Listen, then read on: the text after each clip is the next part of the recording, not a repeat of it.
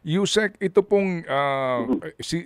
si VP Sara po, unlike the President, ay hindi po immune from suit. Ano po? So, maari siyang makasuhan. Ito pong mga kasong ito ay kasong kriminal kung sakasakali. Kung sakasakali po, theoretically. Yes. Yes, the vice president is definitely not immune from suit. Only the president is immune from suit during his term. The vice president is subject to criminal cases, and there is no immunity that she can invoke. But it will go through the process. Said it is just incumbent upon the Department of Justice and this government to investigate that serious threat to national security. So Opo. the NBI, under the law, is tasked to do that.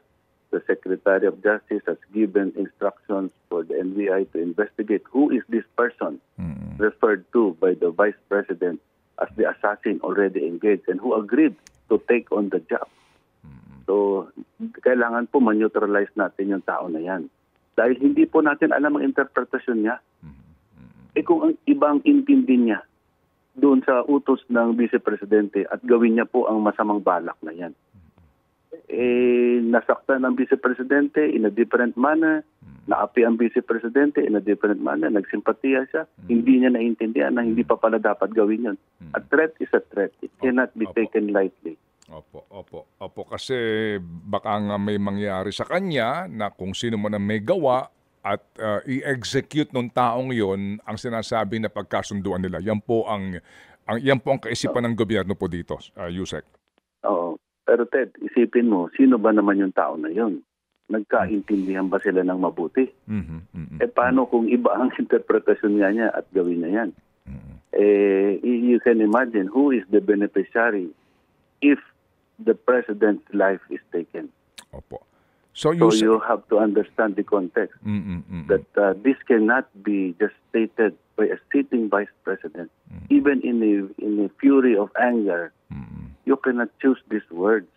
But to my understanding, the words given by the vice president, ang napakaliwanag po eh. No joke. Yun po kasi ang sinabi niya eh.